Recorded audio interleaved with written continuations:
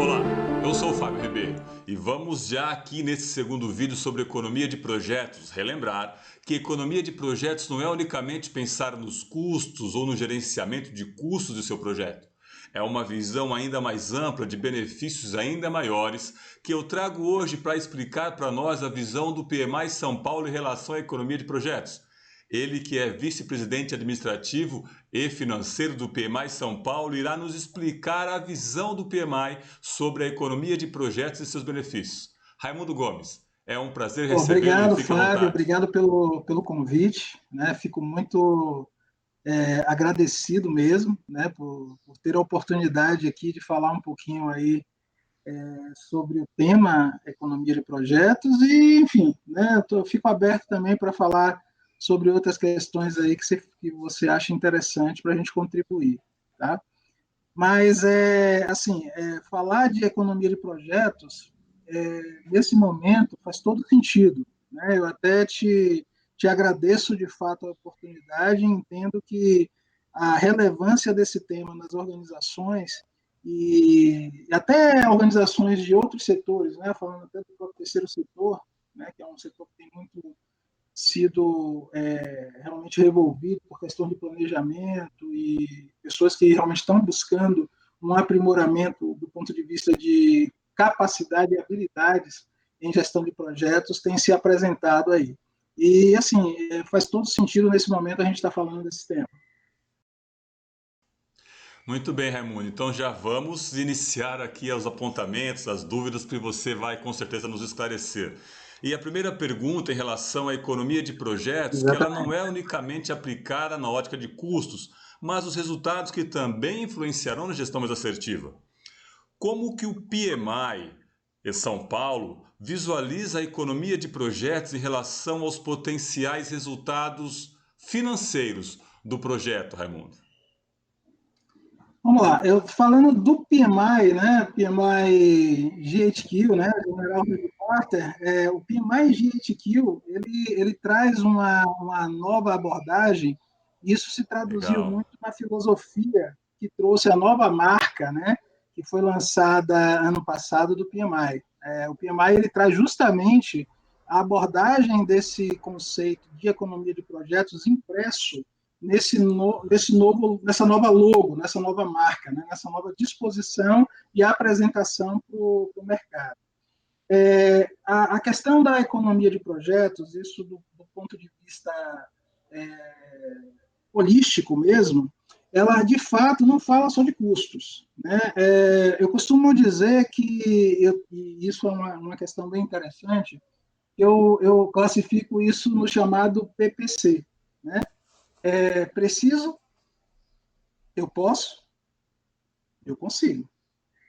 Basicamente, é um ponto de vista que você traz nessa analogia, que você entende que você precisa fazer essas duas perguntas, preciso e posso, e ter uma afirmação no final, em vários momentos do seu projeto. Né? Ou seja, isso é uma coisa cíclica. Sempre vai estar acontecendo. Primeiro, você vai estar se perguntando se você de fato precisa fazer aquilo. Né? Ou seja, aquilo está resolvendo o quê? Né? Qual é a dor que eu estou resolvendo com essa iniciativa? Precisamos daquilo mesmo? Aquilo é alguma coisa premente no momento? Meu cliente está no centro, olhando um princípio que é muito cativo ao PMI do ponto de vista geral e que isso trouxe também uma série de novas abordagens, novos conceitos, que é o chamado Customer Centricity, que é você ter o cliente no centro de tudo e você olhar para o teu cliente e margear todas as suas decisões para você atender ao teu cliente e gerar valor para o teu cliente. Qual é a dor que eu estou resolvendo com essa iniciativa? Eu preciso mesmo dela? Isso vale a pena? O desenvolvimento e o investimento que será feito? Esse é o primeiro ponto. Essa pergunta do preciso, ela vai precisar continuar sendo feita em vários momentos e de forma cíclica, em todo o período que você estiver empreendendo aquele determinado projeto, aquela determinada iniciativa. Sempre você vai estar perguntando se aquilo ainda é necessário, se aquilo ainda está resolvendo uma dor premente do seu cliente. Preciso? Posso. Quando eu falo posso, eu também vou estar olhando isso de uma forma cíclica, porque eu sempre vou estar me perguntando se eu tenho capacidade financeira para atingir aquilo ali, se eu tenho, de fato, habilidades, né, dentro da minha empresa que vão conseguir somar para poder viabilizar aquele empreendimento e gerar aquele valor para aquele determinado cliente, tá? E eu vou estar perseguindo também uma visão de tempo, do ponto de vista de time to market, para eu entender se realmente aquele empreendimento e aquele valor que eu vou agregar vai estar relacionado ao tempo do cliente que eu estou trabalhando aqui. Então, eu posso? Se eu preciso e se eu posso, então eu consigo. Porque eu vou estar trabalhando aí com questões relacionadas à necessidade de resolver uma dor de mercado ou de um determinado cliente. Eu vou estar olhando para dentro da minha organização e vendo se eu tenho habilidades e se eu tenho ainda posturas, e até posturas até políticas, às vezes. Muitas vezes você tem situações em projetos e você, na hora que você for fazer a holística do poço, você tem que avaliar culturalmente e politicamente o seu projeto enquanto iniciativa, enquanto empreendimento, para ver se realmente você tem condições de fazer aquilo e de ser bem aceito, e de ter o engajamento necessário para você empreender sobre aquela iniciativa. Aí você vai olhar questões de times, questões de pessoas, questão de habilidade das pessoas, questão de que se eu faço ou se eu compro, né? São questões que você vai avaliar nesse processo. E aí, se você tiver tudo isso respondido, você vai conseguir, porque esse é um principal ponto da economia de projetos, porque quando você tem pessoas engajadas, você tem uma dor realmente que está clara para todo mundo, que você realmente está resolvendo, e você conseguiu colocar aquilo do ponto de vista de propósito no coração das pessoas que vão estar dentro dessa iniciativa, você vai conseguir entregar aquela iniciativa que você se propôs a fazer dentro da sua organização. Isso é um ponto pacífico, isso é claro, isso é um fato. Né? Por isso que o PMI global, né, e a gente tem procurado internalizar isso aqui dentro do PMI São Paulo, tem trazido isso de uma forma tão clara, tão precisa para a comunidade. E a gente tem isso, né, sido muito discutido, difundido, né, e visto por várias organizações como algo que realmente precisa ser internalizado na cabeça das pessoas. Economia de projeto, ela transcende o aspecto da gestão de custos, né, porque você está ali com realmente questões relacionadas ao poço, né, ao que você vai empreender, ao que você vai dispor de investimento da tua organização para poder viabilizar aquela entrega, mas também tem uma série de questões que você vai precisar analisar nesse aspecto, como eu falei, político, engajamento, parcerias que você vai ter que desenvolver para poder fazer aquilo ali e realmente você ter ali um bom êxito desse empreendimento que você vai fazer. Então, respondendo a sua pergunta, economia de projetos, tanto do aspecto global do PMI, quanto temos procurado incorporar aqui no PMI São Paulo, ela transcende a questão do custo e a questão até da financeira, né, por assim dizer, e ela centraliza o cliente e entende dentro dessa necessidade do cliente o que você vai poder desenvolver enquanto habilidades de pessoas ou captar pessoas, entender como é que você vai viabilizar aquela iniciativa do ponto de vista de parcerias, político, costura, né, para você conseguir viabilizar e você entronizar no teu time o engajamento necessário para que ele entenda que ele consegue fazer aquilo e consegue entregar aquele produto ou aquele serviço que você se propõe a entregar. Basicamente, eu acho que eu tentei resumir aqui para você o que eu penso, né, e o que o PMI mais ou menos tem preconizado aí nos últimos tempos. Muito bem, Raimundo. E ainda dentro desse contexto, quais as principais mudanças que podemos esperar, ou melhor, já desenvolver conhecimentos e habilidades para ser um gerente de projetos capaz de manter a viabilidade dos projetos? Tudo está interligado, né? Tudo está ali junto, tudo junto e misturado, como diz a história, né? A gente tem uma questão aí que eu acho que se faz importante deixar claro, que é o seguinte: o único responsável pelo seu sucesso é você. Tá? Você é o único responsável por isso. Então, em qualquer profissão que você se proponha a desenvolver, você precisa crescer profissionalmente, você precisa desenvolver habilidades, você precisa evoluir enquanto pessoa, principalmente enquanto pessoa, porque o pessoal reflete diretamente no profissional. Quando você se desenvolve enquanto pessoa, quando você se entende que é resolvido, que está equilibrado, que as questões que você tem dentro de você realmente são questões que são que você conseguiu trabalhar, que você conseguiu resolver, o resto vai acontecer de forma ótica até, né? Você vai entender o que está à tua volta de forma mais natural. E aí você vai entender também aquilo que te falta para completar uma determinada situação ou uma determinada competência. Por exemplo, falando de projetos especificamente, uma das coisas que vem sendo falado aí dos últimos anos é a questão dos soft skills, né? Você desenvolver um soft skills para poder se sair bem no projeto. Isso é uma coisa clara, já há alguns anos já tem sido reconhecido. Não é só o hard skill, né? Não é só o conhecimento técnico que você tem. Soft skills, eu diria que até percentualmente falando, é muito mais relevante no aspecto geral. As empresas, inclusive, hoje estão captando gerentes de projeto que tenham muito mais habilidade do ponto de vista de soft skills, muito mais inteligência emocional, capacidade de ser resiliente, capacidade de se colocar no lugar do outro, né, principalmente. E você entender isso como questões que você precisa desenvolver enquanto pessoa é fundamental. O ponto de vista técnico, ele vai acontecer no aspecto que você precisa reconhecer isso e entender a necessidade da tua organização para você poder desenvolver. E você, a partir disso aí, você vai poder trabalhar de uma forma focada, que aí é um outro ponto que as pessoas às vezes pecam, de você querer aprender tudo ao mesmo tempo. Isso aí é um erro terrível.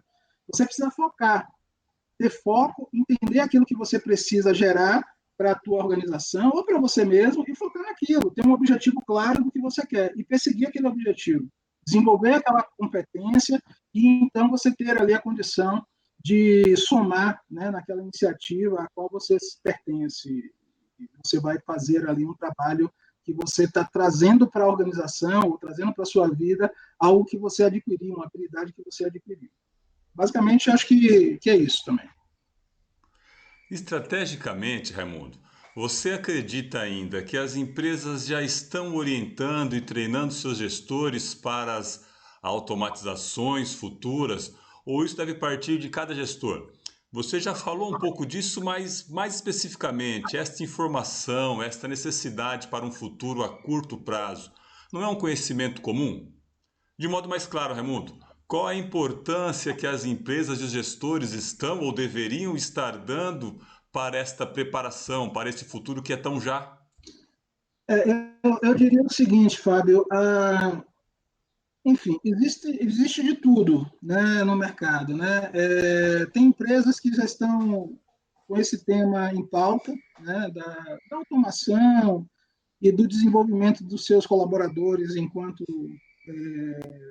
todas essas facilidades tecnológicas que estão vindo, né? A gente tem falado muito agora, ultimamente, da chegada do 5G, né? E aí eu vou pegar só esse gancho. O 5G, de fato, vai ser uma revolução. A gente vai ter a possibilidade de ter viabilizado o IoT, enfim, uma série de serviços que advêm a partir disso aí. E nós, né, profissionais, independente de ser gerente de projeto, independente de qualquer coisa, precisamos estar antenados a isso, e as organizações também. Eu vejo que algumas empresas que já têm essa questão aí do customer centricity ou do client centricity, né, assim, em conta, percebem que o fato de você entender as necessidades do seu cliente também te traz a necessidade de você ter velocidade para resolver essas dores do cliente, tá?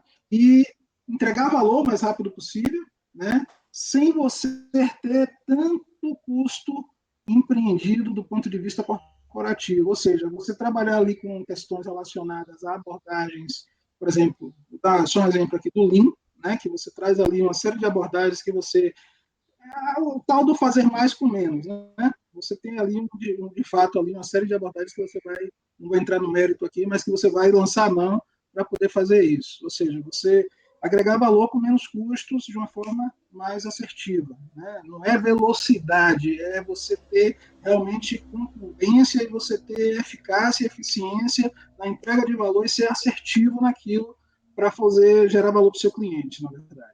Então, nesse aspecto, as organizações estão acordando, né? Algumas mais, outras menos, e acho que é um processo que vai levar algum tempo ainda, tá?